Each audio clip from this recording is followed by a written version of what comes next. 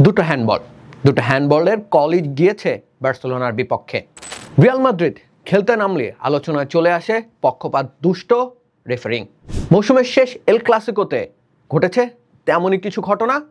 দুটো হ্যান্ডবলের সিদ্ধান্তই কি ভুল ছিল? আসসালামু আলাইকুম, সবাইকে স্বাগত জানাচ্ছি খেলা ৭১-এর বিশেষ আয়োজন বিয়ন্ড 90-তে। রিয়াল মাদ্রিদ খেলতে নামলেই রেফারিং বিষয়টা সামনে চলে আসে। প্রায় প্রতিটা ম্যাচের আগে, বিশেষ করে লা লিগা ম্যাচের আগে, রিয়াল মাদ্রিদ রেফারিকে নিয়ে তাদেরই রিয়াল মাদ্রিদ টিভি যেটা রয়েছে সেখানে কিছু না কিছু প্রচার করে, যা রেফারিদের খানিকটা মনস্তাত্ত্বিক প্রেসারে ফেলে দেয়। যথারীতি the biggest match of club football El ক্লাসিকোতে ঘটে গেছে বিতর্কিত ঘটনা। দুটো হ্যান্ডবল নিয়ে তৈরি হয়েছে নানা সমালোচনা, আলোচনা। প্রথম হ্যান্ডবলটা ছিল অরেলিয়ান শোয়ামিনের, দ্বিতীয়টা ফার্মিন লোপেজের। দুটো কলই গিয়েছে আসলে বার্সেলোনার এগেনস্টে।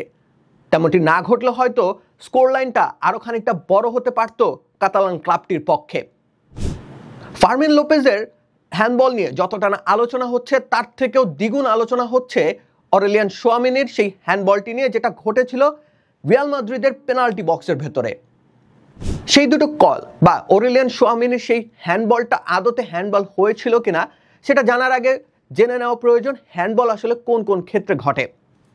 ফুটবল পায়ের খেলা, এখানে আপনি হাতের ব্যবহার করতে পারবেন না এবং আইনত সেটা একটা অপরাধ। হাতে বল লাগাটা অপরাধ, কিন্তু এই সিদ্ধান্তটা নেওয়ার এখতিয়ার রয়েছে শুধুমাত্র রেফারির। বেশ কয়েকটা বিষয় বিবেচনায় নেওয়া হয় একটা হ্যান্ডবল কল করার ক্ষেত্রে। প্রথমত, খেলোয়াড়টির ইন্টেনশন কী ছিল।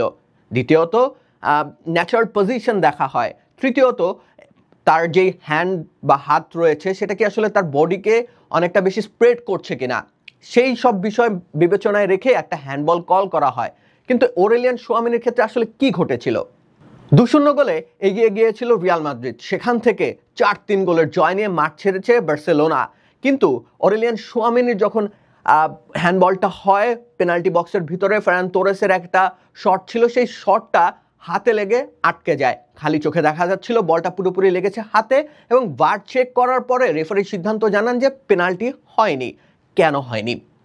প্রথমত, এখানে বেনিফিট অফ ডাউট পেয়েছেন অরেলিয়ান শোয়ামিনি।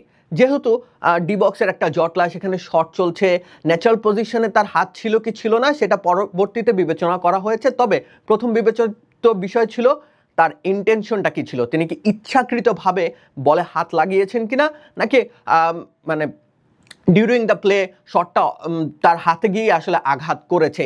এই বিষয়টা প্রথমে বিবেচনা করা হয়েছে। তারপরে দেখা হয়েছে আসলে তার পজিশনটা কেমন ছিল, তার হাতের পজিশনটা কেমন ছিল, অ্যাওয়ে ফ্রম দ্য বডি ছিল কিনা বা বডির খুব কাছাকাছি ছিল কিনা, সেই সব বিষয়গুলো বিবেচনায় নেওয়া হয়েছে। এবং রেফারির মনে হয়েছে যে তার ইন্টেনশন কোনোভাবেই হ্যান্ডবল করার ছিল না বা বলটাকে হাত দিয়ে আটকানোর ছিল না, বরং তা বডি মুভমেন্টের সাথে সাথে হাতের মুভমেন্টটাও ঘটে।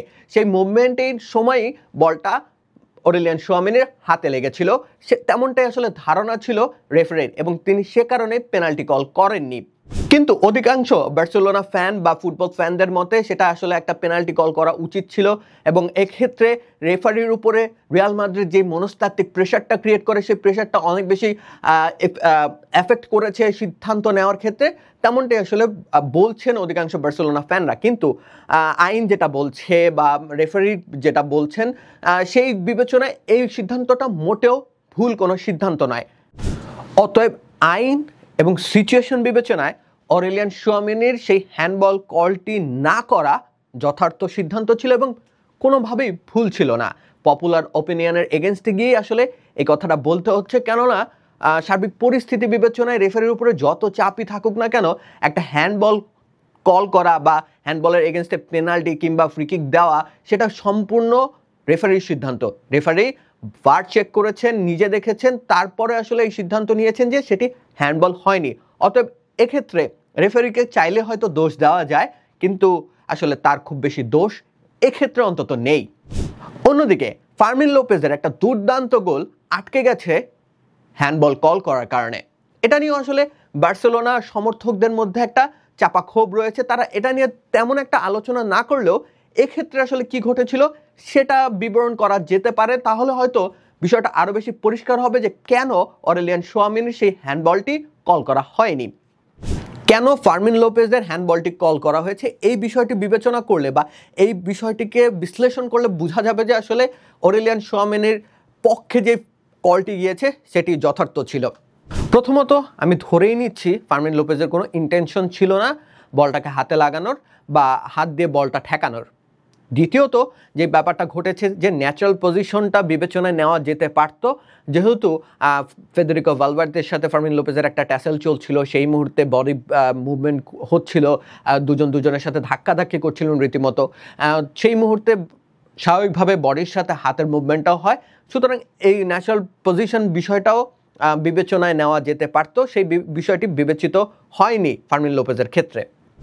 তবে থার্ড ক্রাইটেরিয়া, যেটা আমি আসলে ভিডিওর শুরুতেই বলেছিলাম যে থার্ড ক্রাইটেরিয়া রয়েছে একটা হ্যান্ডবল কল করার ক্ষেত্রে, যে আপনার যখন হাতে বল লাগছে তখন ওই হাত কি আপনার বডির রেশিও বা বডিকে অনেক বেশি স্প্রেড করে দিচ্ছে কিনা সেই বিষয়টি বিবেচনায় নেওয়া হয়। এবং ফার্মিন লোপেজের সেই হ্যান্ডবলটা যদি দেখা যায় ছবিতে কিংবা ভিডিওতেও যদি দেখা যায়, তাহলে হয়তো সবাই ইতিমধ্যে দেখে ফেলেছেন যে তার হাতটা বডির অনেকটা বাইরে ছিল এবং ভালভার্দে তিনি আসলে ক্লিয়ার করছিলেন, তিনি একটা শট চালিয়েছিলেন এবং শটটা গিয়ে ফার্মিন লোপেজের হাতে লাগে, মানে শট করার পরে বলটা গিয়ে ফার্মিন লোপেজের হাতে লাগে এবং আবারও সেটা ফার্মিন লোপেজের আয়ত্তে চলে আসে। ঠিক সে কারণেই রেফারির মনে হয়েছে যে ভার চেকের পরে তিনি সব কিছু বিষয় অ্যাসেস করে মনে হয়েছে যে থার্ড ক্রাইটেরিয়াতে এটা হ্যান্ডবল এবং তিনি হ্যান্ডবল কল করেছেন। এখানেও হয়তো বার্সেলোনার সমর্থকরা